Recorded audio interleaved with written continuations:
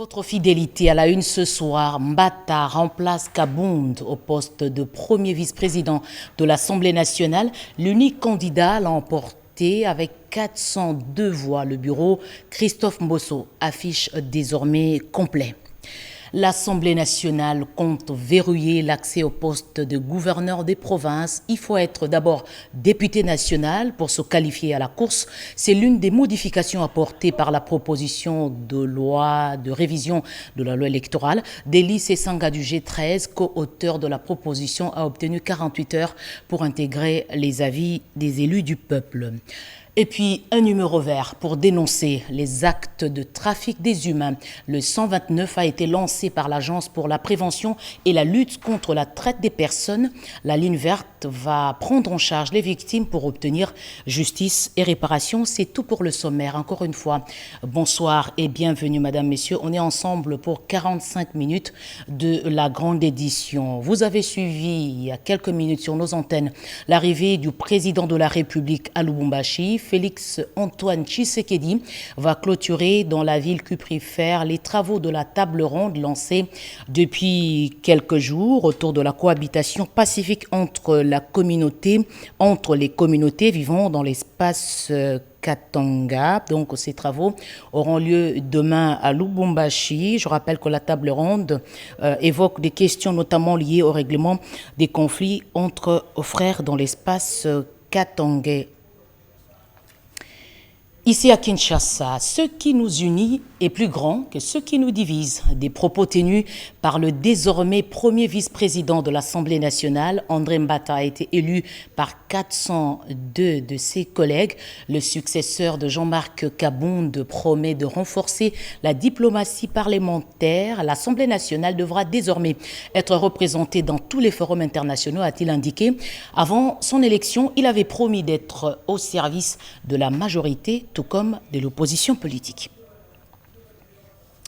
Qui est le nouveau premier vice-président de la Chambre basse? Il a 66 ans. Il est originaire du Kasaï central. André Mbata est professeur de droit constitutionnel. Jusqu'à son élection, il occupait le poste de président de la PAJ. Son portrait est peint par Robert Ndaichi Sensei.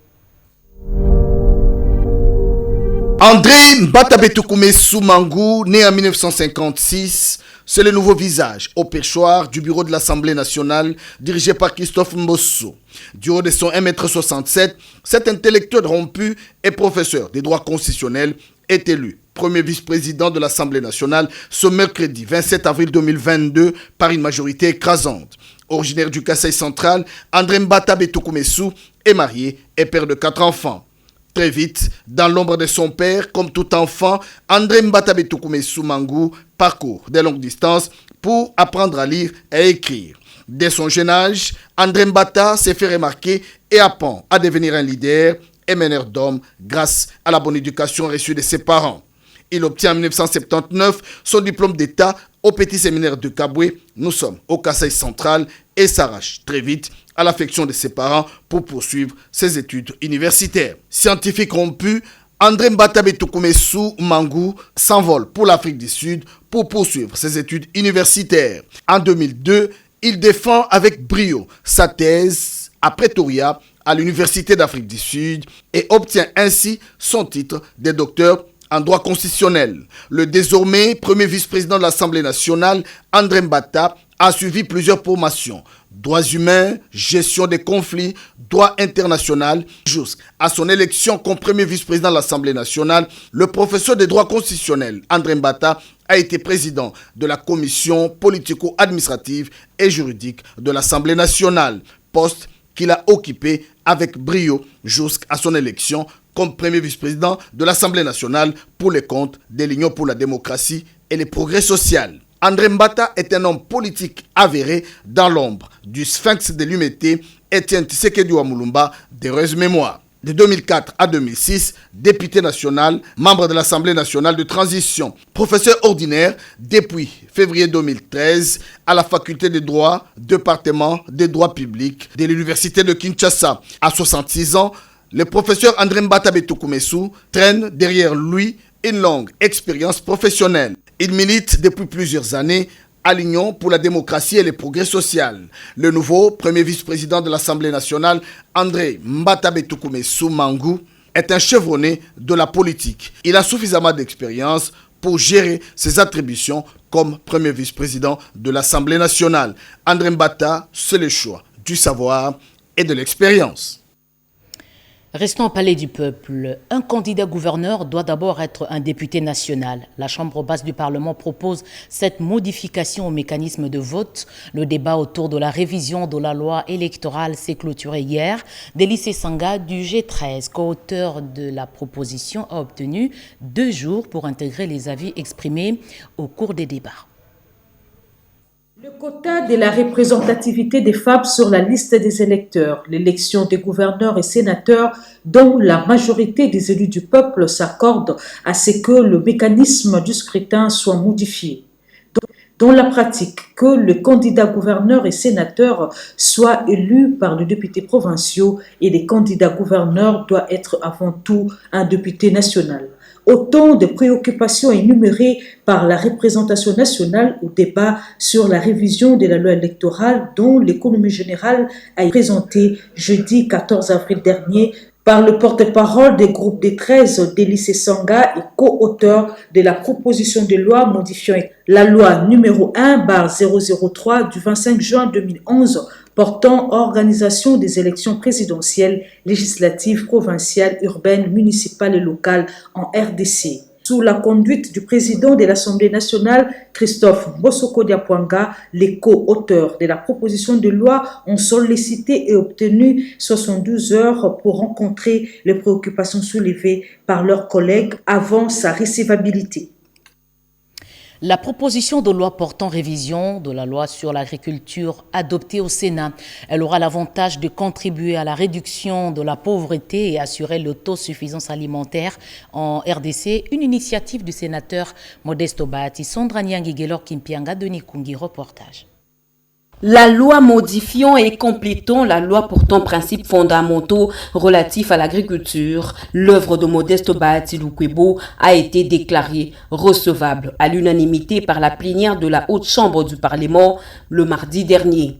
Cet instrument juridique qui va attirer les investisseurs dans ce secteur va contribuer à la concrétisation de la vision du chef de l'État, celle de diversifier l'économie congolaise.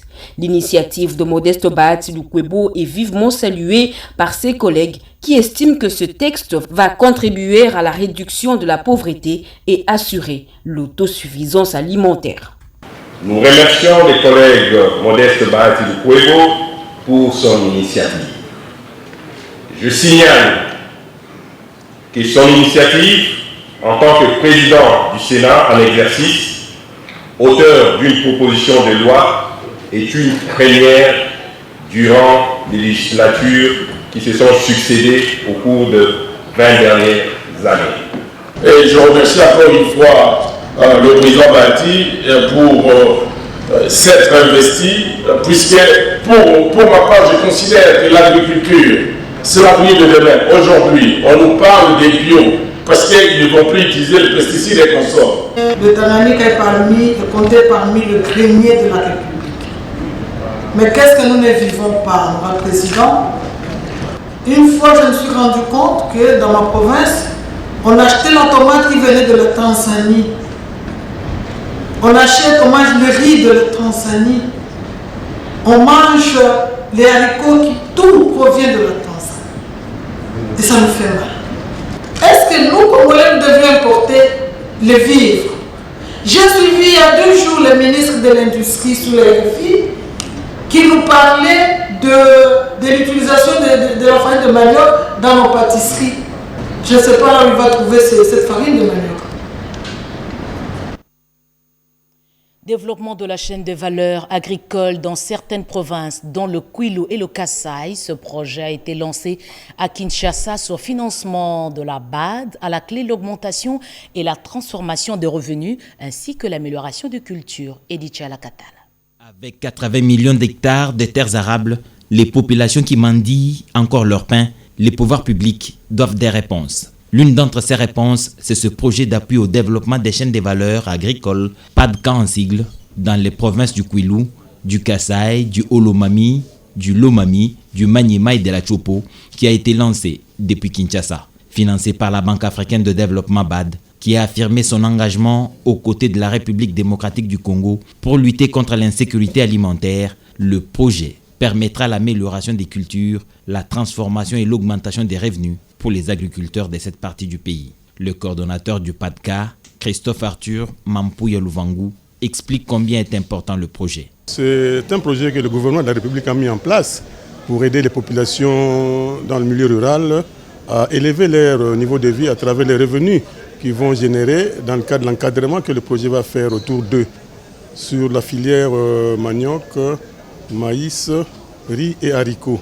Mais des ressources qui peuvent aider déjà les populations rurales, surtout les agriculteurs, à pouvoir écouler leur production, les transformer avant et dégager des revenus sur base de ça. Le ministre de l'Agriculture, Désiré Nzinga Birianze, était représenté par Moïse Alain Babokassiro, chargé d'études d'initiatives agricoles, fermes et ONG. Avec l'injection du financement dans ces provinces, le manioc, le riz, le maïs et autres cultures concernées vont connaître un âge d'or et nourrir les populations de la République démocratique du Congo. Suppression des barrières illégales en RDC, le vice-premier ministre de l'Intérieur est arrivé à Kasumbalesa. Les bandits à main armée opèrent dans ce coin du pays. Daniel Asselo a été mis au parfum au cours d'une réunion de sécurité tenue à la mairie. José Baïtombo. La nécessité d'une paix sociale et l'interdiction formelle des barrières illégales à travers le pays ont fait l'objet de la deuxième itinérance du vice-premier ministre de l'Intérieur et Sécurité en séjour dans le Haut-Katanga. À Kasumbalesa, ville située à 90 km de Lubumbashi, Daniel Asselo Kitoakoy a été chaleureusement reçu par le maire de la ville et par tout le corps du Conseil de sécurité locale. Juste après, le patron de la territoriale a tenu à la mairie une réunion, un plaidoyer sur la viabilité de cette nouvelle ville et l'insécurité causée par des bandits à main armée lui a été fait par Fali Mouitaba, maire de la ville. Des préoccupations qui ont retenu la ferme détermination du vice-premier ministre de l'Intérieur et Sécurité. Daniel Asselo a martelé sur la nécessité d'une paix sociale tout en interpellant d'autres membres du Conseil de sécurité locale à la problématique de barrières illégales. Qu'il n'est pas acceptable que les pauvres citoyens congolais puissent souffrir à l'intérieur de leur propre territoire lorsqu'ils se sentent dans le besoin de pouvoir faire des mouvements, quitter un lieu, aller à un autre. C'est même un droit constitutionnel. Cette situation-là n'est pas acceptable, ça doit s'arrêter. S'en est suivi la visite du nouveau bâtiment qui va bientôt abriter la mairie de Kasumbalesa, pour terminer par une brève entrevue avec les membres de partis politiques de l'Union sacrée. L'objectif est de sensibiliser sur la nécessité d'une bonne collaboration entre Congolais, seul moyen de garantir la paix et le développement du pays. Processus électoral, actualisation de la cartographie des données électorales. La CENI poursuit cette opération et pour la supervision sur le terrain, Denis Kadima, président de la centrale électorale, est arrivé à Goma, au Nord Kivu. Teti Samba. En partance pour Bukavu, le président de la Commission électorale nationale indépendante, Denis Kadima Kazadi, a quitté ce mercredi 27 avril 2022 Kinshasa, la capitale, pour un vol régulier de la CAA pour la ville de Goma, dans la province du Nord Kivu, à l'est de la République démocratique du Congo, actuellement sous état de siège. Accueilli au bas de la passerelle par les membres de la plénière, le CEP ainsi que les agents du secrétariat exécutif provincial. Devant un parterre de journalistes, Denis Kadima Kazadi s'est exprimé en ces termes. Je veux juste avoir quelques informations sur le processus de l'actualisation de la cartographie opérationnelle. Et une fois que ça est fait, je vais à Bukavu faire un travail similaire. Je dois dire que c'est ma première sortie depuis que je suis à la tête de la CENI. J'ai été tout le temps à Kinshasa. J'ai choisi l'Est comme mon point de départ. Donc ça doit vous donner un message. C'est que nous accordons beaucoup d'importance à ce qui se passe ici. Soyez rassurés que nous travaillons d'arrache-pied pour qu'il y ait des élections en 2023. Après une pause au salon d'honneur de l'aéroport international de Goma, Le président de la CENI s'est entretenu avec quelques notabilités du coin. Ensuite, la délégation a pris la direction du port de Goma, d'où il a emprunté la voie maritime pour entamer la deuxième étape de sa mission, qui est la province sœur de Bukavu.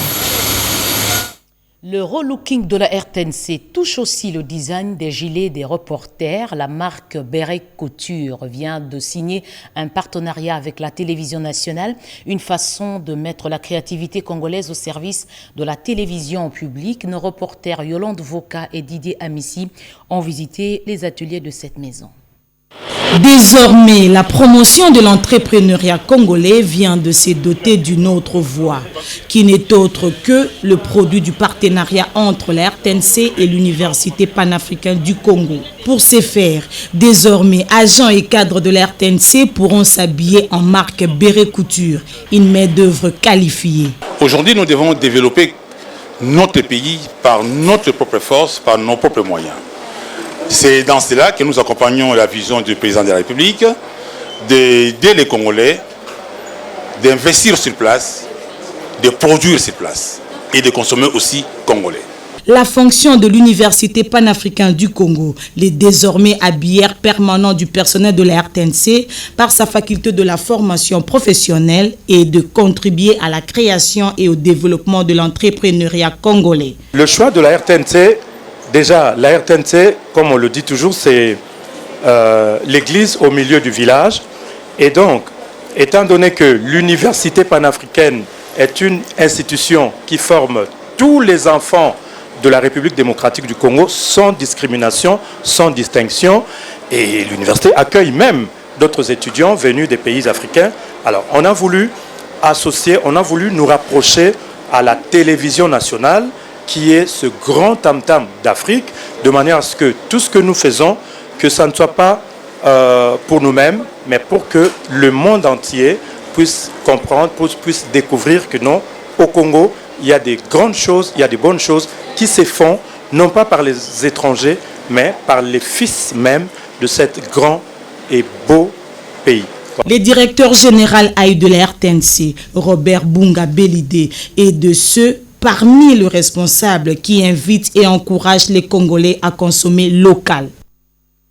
Amélioration de la gouvernance des ressources naturelles en RDC. Les acteurs du secteur forestier étaient en atelier pour comprendre le processus de traçabilité de ressources pour atteindre l'amélioration des vies des communautés congolaises. Une mission assignée à l'ITIE, Peggy Mukunda. Avoir la bonne conscience et la bonne volonté pour que la gouvernance de nos ressources naturelles s'améliore. Appel du secrétaire général du ministère de l'Environnement et Développement durable, Benjamin Touarembe, aux acteurs du secteur forestier. Ces derniers étaient à l'école du savoir au cours d'un atelier de sensibilisation et d'échange avec les comités exécutifs de l'ITIE. L'ITIE, comme il vise la traçabilité et la bonne gouvernance, et si nos consciences et nos volontés marchent dans cet objectif, je pense que ça fera quelque chose de bon. Ces deux expressions nous aident à faire avancer dans l'amélioration des conditions de vie des populations. C'est ça un peu la vision de l'ITIE. Avoir une même compréhension claire et commune de la chaîne d'exploitation pour faciliter la collecte et la divulgation des informations du secteur forestier, tel est l'objectif de cet atelier. Les parties prenantes, ils réfléchissent autrement. Ils disent que pourquoi nous ne pouvons pas intégrer ce secteur et analyser le contexte qui fait que les recettes sont faibles. C'est pour ça que malgré que les recettes apparemment sont toujours faibles, nous allons l'intégrer pour comprendre le contexte et améliorer la gouvernance du secteur. Les acteurs du secteur forestier appelaient également à un engagement ferme pour leur intégration dans les périmètres ITIE. Les petites et moyennes entreprises congolaises se sentent par moments exclues du circuit bancaire. La loi sur la sous-traitance prévoit les facilités pour l'accès au crédit. Ces dispositions ont été expliquées par l'autorité de régulation de la sous-traitance aux institutions bancaires. Pierre Mbouy Saïdi. Les modalités concrètes liées à la promotion des petites et moyennes entreprises à capitaux congolais à travers la recherche des possibilités rationnelles, de créer un cadre de réflexion à même d'accompagner les dites PME dans les processus de leur financement, Principale articulation de la séance de travail entre la direction générale, l'autorité de régulation de la sous-traitance dans le secteur privé ARSP et certains représentants de banques qui exercent leurs activités en République démocratique du Congo. Une des voies efficaces pour l'ARSP de porter à la connaissance de son institution bancaire les mesures d'application de la loi portant gestion de la sous-traitance en République démocratique du Congo. Les petites et moyennes entreprises à capitaux congolais ont difficile à accéder au système de crédit traditionnel. La loi sur la sous-traitance prévoit des mécanismes qui puissent répondre partiellement à cette préoccupation. C'est notamment l'interdiction aux entreprises principales d'obliger le sous-traitant à financer totalement le marché. Mais tout ceci nécessite un accompagnement bancaire. Convaincu du bien fondé de cette loi, cette institution bancaire caresse le vœu de voir les mesures d'accompagnement dans le secteur de la sous-traitance leur être appliquées de manière favorable. D'un point de vue de la gouvernance, que les autorités accompagnent les entreprises à s'organiser de manière à ce que leur demande de crédit puisse être bancable ou acceptable dans le secteur bancaire. Par le biais de cette structuration de travail, la direction générale de l'ARSP martèle sa ferme volonté de voir appliquer les FOGEC, entendez les fonds de garantie de l'entrepreneuriat au Congo, qui est alimenté par une quotité provenant du prélèvement opéré par l'ARSP sur tout le marché de la sous-traitance en République démocratique du Congo. Les opérateurs économiques de l'Ituri prennent l'engagement de contribuer à l'amélioration de recettes provinciales. Les assignations sont fixées autour de 140 milliards de francs congolais. Ils ont été sensibilisés par les responsables de la DGDA. Junior Selemani. En cette période de l'état de siège, la province de l'Ituri a besoin de moyens conséquents pour faire face à des questions d'ordre sécuritaire et de développement. C'est dans ce cadre que les opérateurs économiques et déclarants en douane de l'Ituri ont rassuré le nouveau directeur provincial de la DGDA dans la Grande Orientale de leur accompagnement pour la réussite de son programme à la tête de cette province. C'était au cours d'une réunion de sensibilisation et de maximisation des recettes au compte du trésor public. Nous vous promettons une franche collaboration ainsi qu'au sous-directeur. Avec votre emploi de temps et votre accord. Pour y arriver, le numéro 1 de la DGDA pense qu'il est temps pour le changement de mentalité, pour relever les défis. Dans cet état de siège, nous devons quand même reconnaître que la douane réalise quand même un peu de recettes. Mais on peut faire mieux que ça. C'est la raison de notre présence ici, de la province orientale, pour sensibiliser tout le monde, les opérateurs économiques, les déclarants, les douaniers, pour un changement de mentalité dans ce sens, pour que tout le monde pense à aider, disons, le gouvernement, l'État, dans la réalisation accrue de recettes. C'est depuis plus d'une semaine que le directeur provincial de la DGDA Grande Orientale, Guy Esongola Tole Esso, est en mission d'inspection et de contrôle en Ituri. Un émissaire de Joao Lourenço est à Kinshasa avant de prendre son vol pour Lubumbashi. Le président de la République a échangé avec le ministre angolais de Relations extérieures. Ce dernier était porteur d'un message de son homologue angolais.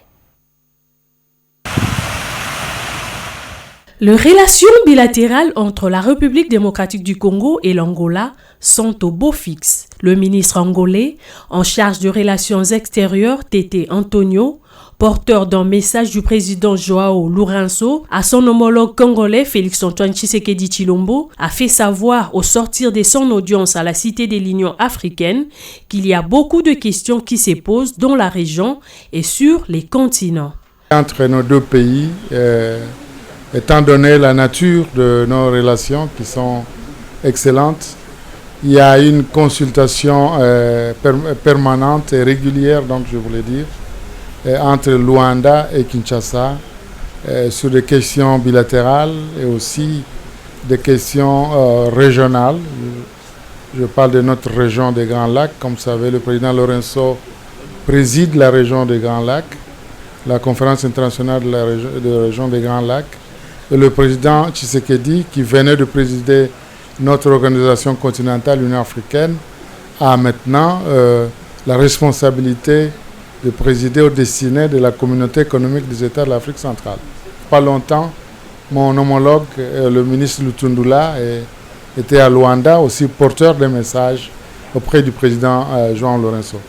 Donc c'est pour dire que, étant donné la dynamique de problèmes, cette concertation permanente est importante entre nos deux pays. L'émissaire du président angolais, qui n'a pas voulu révéler les contenus du message, a toutefois annoncé la tenue pour très bientôt dans la capitale congolaise d'une réunion du Conseil de paix et de sécurité de la CEAC à laquelle les présidents de pays membres prendront part. Les femmes congolaises font une veillée d'armes autour de la révision de la loi électorale. Elles ont remis à la ministre du Genre, Gisèle Ndaya, un document reprenant les propositions pour augmenter la représentativité de leurs congénères sur les listes électorales. Cédric Keninambo.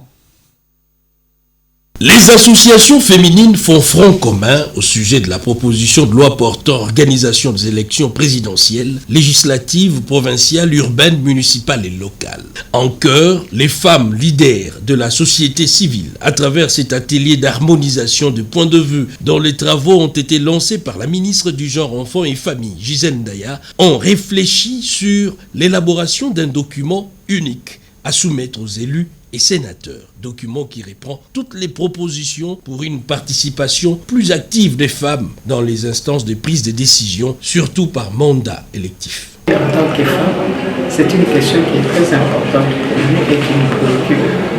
Du temps où on a parlé de la parité, de la représentation de la femme, et aujourd'hui il y a des réformes qu'on doit apporter par rapport à ça.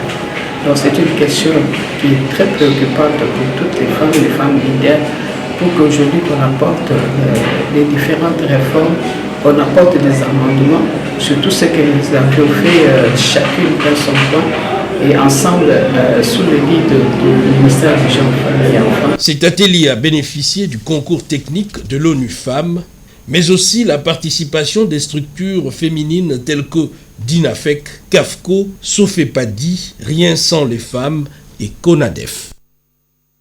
Les huissiers de justice à l'école du savoir, ils vont se familiariser avec les principes et les lois OHADA. Un séminaire international s'est ouvert aujourd'hui à Kinshasa avec l'appui de l'Union européenne. Joseph Oscar Mbaldien Balaka. Cette session de formation des huissiers de justice de la République démocratique du Congo à Kinshasa, ouverte par le vice-ministre de la Justice, Amato Bayubasire, a débuté par les rappels de l'acte d'adhésion de la RDC à l'OHADA en 2012 à travers le traité qui a été ratifié à cet effet. Par cet acte d'adhésion, la République démocratique du Congo a rejoint le 16 autres États partis au dit traité et bénéficie désormais d'un nouveau cadre juridique qui répond aux attentes des acteurs du monde des affaires de l'espace OHADA. C'est dans cette optique qu'il faut placer cette session de formation, a déclaré le vice-ministre Amato Bayubasire. En effet, pour atteindre son objectif d'harmonisation du droit des affaires dans les États partis, l'article 10 du traité fondateur de l'organisation pose sans aucune ambiguïté le principe de la supranationalité des actes uniformes de leur portée abrogatoire sur les droits internes des États partis. Amato Bayubasire a remercié l'Union internationale des huissiers de justice pour son accompagnement aux actions de la Chambre nationale des huissiers de justice de la République démocratique du Congo qui l'encourage. De son côté, le président de la Chambre nationale des huissiers de justice de la RDC, Francis Ekonji, s'est félicité de la tenue de ces assises. Le président de l'Union internationale des huissiers de justice, Chambre de Marc Chesmitis, a tenu à remercier chaleureusement la ministre d'État, ministre de la Justice et garde de Sceaux, Rose Mutombo Kiese, et la Chambre nationale des huissiers de justice de la RDC pour leur partenariat dans le cadre d'organisation de cette formation. Regardez autour de vous, il y a des gens dont vous êtes sans nouvelles, ils ont peut-être croisé le chemin des trafiquants des humains. Il est possible aujourd'hui de dénoncer ces actes. Appelez gratuitement le 129 129. Ce numéro vert a été lancé par l'Agence pour la prévention et la lutte contre la traite des personnes. Explication Blandine Zovo. Les personnes exploitées par leurs semblables, transformées en marchandises et devenues une source intarissable de revenus pour les trafiquants, disposent désormais d'un canal pour dénoncer les actes dont elles sont victimes. Le 129, c'est ce numéro mis à leur disposition par l'Agence pour la prévention et la lutte contre la traite des personnes qui place cette ligne verte en faveur des victimes et des témoins de cette pratique odieuse parmi ses priorités. Dans son allocution, la coordinatrice de l'APLTP a indiqué que cette ligne verte va permettre aux victimes de se confier aux spécialistes, de recevoir des conseils et d'être orientées vers un service compétent de prise en charge afin d'obtenir justice et réparation. Chaque personne peut appeler ce numéro, donc former le numéro 129 à partir de son téléphone. Comme dans un premier temps, c'est un service qui commence en plein milieu de l'année. On va le faire de 8h à 17h. La mise en place de ce numéro vert est l'œuvre de Sabrina Bakolonga Mukeba, cadre au sein de l'APLTP, un projet qu'elle a soumis à ses responsables hiérarchiques qui ont accompagné et encouragé sa démarche. Et ici, on aimerait aussi dire aux victimes que c'est avec toute confidentialité parce que tout ce que nous allons nous échanger avec eux, les opérateurs et les victimes, c'est en toute confidentialité. Les plaintes ne vont pas fuiter sur Internet. Nous avons mis tous les mécanismes de sécurité afin de permettre que les victimes se sentent à l'aise, qu'ils se sentent chez eux. Créée depuis le 22 avril 2019, l'Agence pour la prévention et la lutte contre la traite des personnes est un service spécialisé de la présidence de la République. Le directeur de cabinet adjoint du chef de l'État en charge du progrès social, Olivier Mondongué, a salué au nom du président de la République le travail abattu par l'équipe dirigeante de l'agence. Depuis juin 2007, le rapport mondial sur les efforts des États dans la lutte contre la traite des personnes avait placé notre pays sur la liste rouge.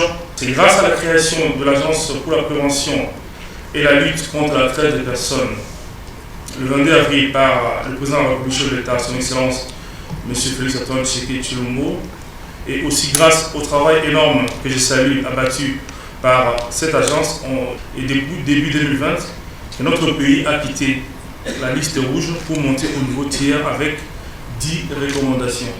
La mise en place d'une ligne verte pour les victimes de la traite des personnes est une réponse de la République démocratique du Congo aux recommandations formulées depuis 2007 à son endroit par les différents rapports d'évaluation mondiale des efforts des États dans la prévention et la lutte contre la traite des personnes.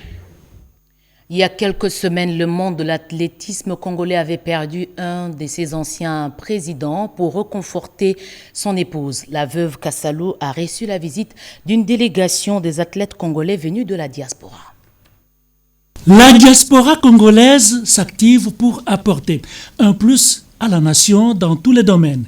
Les anciens athlètes de l'athlétisme, avec en tête l'une de leurs, Madame Céline Kapanda Mousangou, record de Women National au javelot, ne cesse de se préoccuper de l'amélioration de cette discipline de l'athlétisme en RDC. Une délégation de 15 personnes, dont 11 anciens athlètes et 4 dirigeants, est allée réconforter Madame Denise Kassalou, veuve de l'ancien président de la Fédération congolaise de l'athlétisme, le docteur Edouard Mouteba, décédé il y a peu et qui a reçu les hommages du chef de l'État Félix Antoine Tshisekedi Tshilombo. Des vivres et une enveloppe ont été remis à la veuve du défunt. Très émue par ces gestes, elle n'a pas manqué des mots de remerciement. Merci pour tout, merci pour votre reconnaissance envers le docteur. C'est une marque de reconnaissance, une marque de sympathie de votre part, mais aussi de compassion. L'initiatrice de cette visite, Céline Kapanda Mousangou, avait aussi un petit message d'encouragement. Quand papa était décédé, moi j'étais à l'extérieur et j'étais toujours en contact avec les autres. Je vous encourage, je vais continuer toujours à vous soutenir avec le peu que moi j'aurai, je continuerai toujours à vous soutenir. Il faut dire que dans les jours à venir, les athlètes congolais qui sont pour la plupart dans la diaspora comptent apporter leur expertise en vue de perfectionner l'athlétisme en République démocratique du Congo. À Kinshasa, les constructions anarchiques qui empêchent l'écoulement des eaux de pluie vont être démolies. Jean-Tini Ngobila, gouverneur de la ville-province Kinshasa, reste ferme. Il l'a annoncé après une visite des chantiers dans la capitale. Willy Atunakov.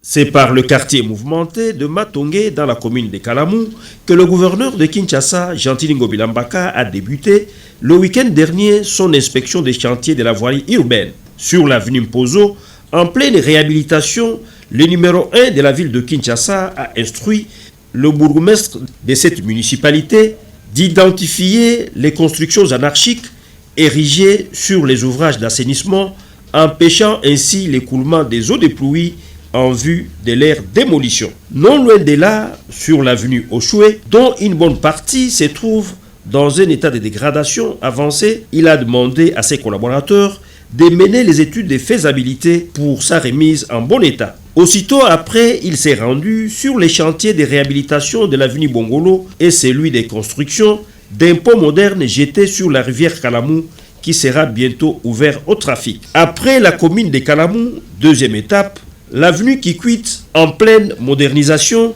une grande première de son histoire, longue de 3 km 500, reliant la Fikine à l'avenue des Libérations ex-24 novembre à Bandalungwa, en passant par les communes de Limete, Lemba, Ngaba, Makala et Ngiringiri. Si du côté Ngaba, les travaux exécutés par l'entreprise Adi Construct avancent normalement, à Makala par contre, l'expropriation s'impose pour l'élargissement de cette artère principale. Le chef de l'exécutif provincial quinois a bouclé sa ronde par les chantiers de la 6e rue Limete, résidentielle, où il s'est imprégné du bon déroulement des travaux d'aménagement et d'embellissement par la verdure de cette emprise publique. Direction Nairobi, rideau sur les travaux qui mettaient autour d'une table depuis quelques jours les groupes armés locaux de la République démocratique du Congo. Avant la fin des travaux, les deux présidents Félix-Antoine Tshisekedi Tshilombo de la RDC et Uhuru Kenyatta du Kenya se sont exprimés à l'assistance par visioconférence.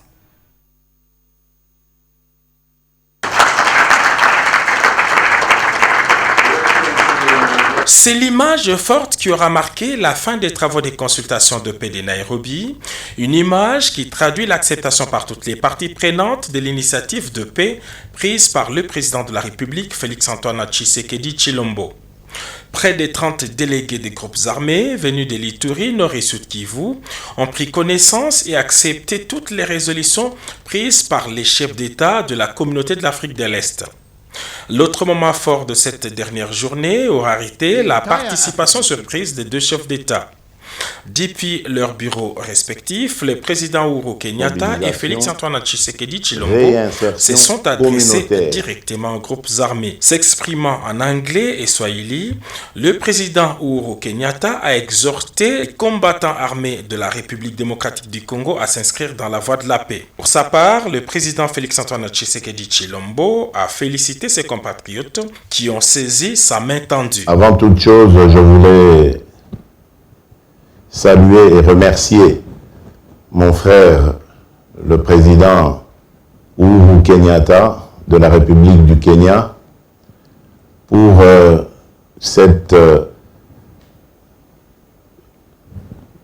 honneur qu'il fait à mon pays et cet attachement qu'il nous manifeste en acceptant d'abriter dans son pays les pourparlers avec les différents groupes armés qui, pour diverses raisons, ont choisi cette activité.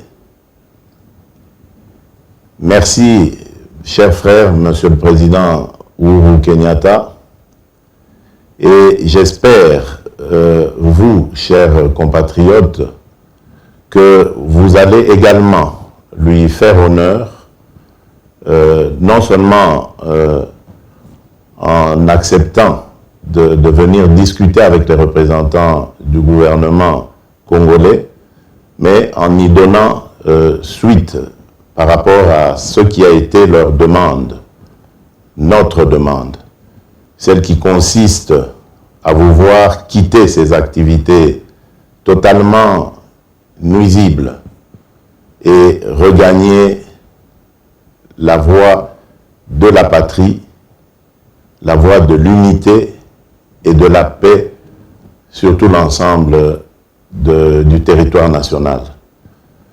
Je vous remercie d'avoir entendu cette voix et vous félicite également pour votre engagement à vouloir quitter ces activités qui finalement n'honorent pas notre pays. La facilitation kenyane a annoncé une autre rencontre dans les prochains jours, bien avant les conclaves d'évaluation des chefs d'État programmés fin mai. En attendant, chacun des participants devrait regagner son milieu de vie naturel. Merci Giscard Koussema. En route vers le 9e jeu de la francophonie, une cinquantaine de candidats vient d'être formés sur la gestion de projets en rapport avec l'organisation de ces jeux. Rodé Panda revient sur les temps forts de cette formation.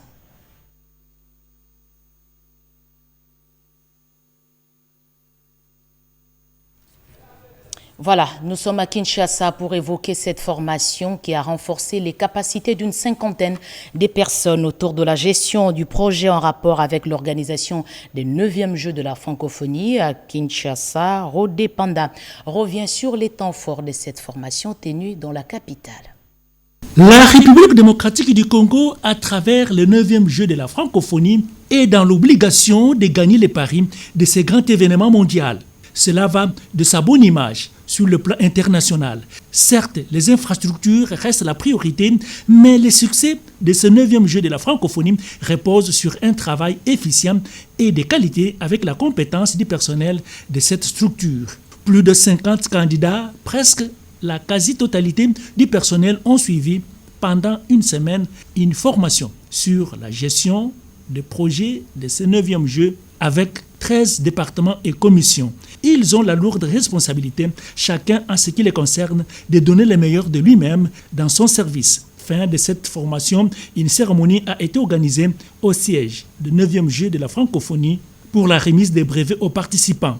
Le directeur national du 9e jeu de la francophonie, Isidore Kwanjangembo, a présidé la cérémonie et félicité le participant. C'était aussi l'occasion pour Isidore Kwanjan de souligner à l'attention de tous que l'organisation du 9e jeu de la francophonie revêt non seulement une dimension diplomatique importante telle que réalisée par le chef de l'État Félix-Antoine Tshisekedi Tshilombo, mais aussi les avantages socio-économiques et culturels, sans oublier les bénéfices en termes d'infrastructures sportives et la qualité des athlètes. La contribution de tous doit être caractérisée par le patriotisme, a-t-il martelé. Et en acceptant d'organiser cet événement ici en RDC, ça rentre toujours dans le même cadre de remettre notre pays sur la scène internationale dans tous les domaines.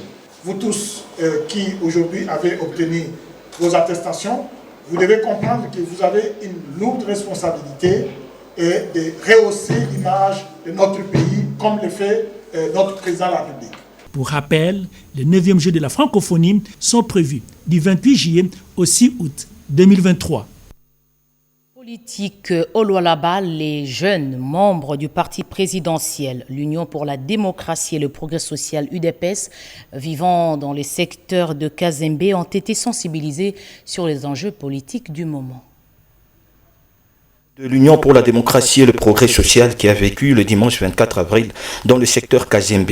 Un événement de taille basé sur la sensibilisation des membres de ce parti politique. Bien des thématiques l'ont caractérisé. C'est notamment le leadership féminin qui a été présenté par Madame Bibish Kainda. Elle a recommandé aux femmes de l'UDPS secteur Kazembe de ne pas rester oisives, plutôt de contribuer à l'élan de ce parti politique dans cette partie de la province du Lualaba. La thématique civisme a été quant à elle développée par Maître Dominique Mupemba. Il est revenu sur l'amour de la patrie qui devra marcher de pair avec l'amour du prochain. Le chef des cellules Kazembe, Dieudonné Luessa, revient sur l'essentiel de cette activité. En tout cas, c'est dans le cadre de la sensibilisation. Nous devons quand même sensibiliser notre base. Nous sommes des responsables de la base. Alors, nous avons le droit d'enseigner, de former, de sensibiliser notre population par rapport à la politique actuelle qui est en train de se passer d'abord dans notre parti et aussi dire quoi à notre population pour qu'ils sachent quoi faire. Juste après, le chef Kazembe les a réunis pour leur faire part de son séjour à Kinshasa. Recevez les salutations de son Excellence le président de la République Félix Antoine Tshisekedi. Il nous a appelés, nous chefs coutumiers à Kinshasa. Il nous a dit de vous recommander à cultiver la paix et non le tribalisme. Ça, c'est la terre de Kazembe avec des minerais et un grand marché. Tout celui qui veut travailler est le bienvenu.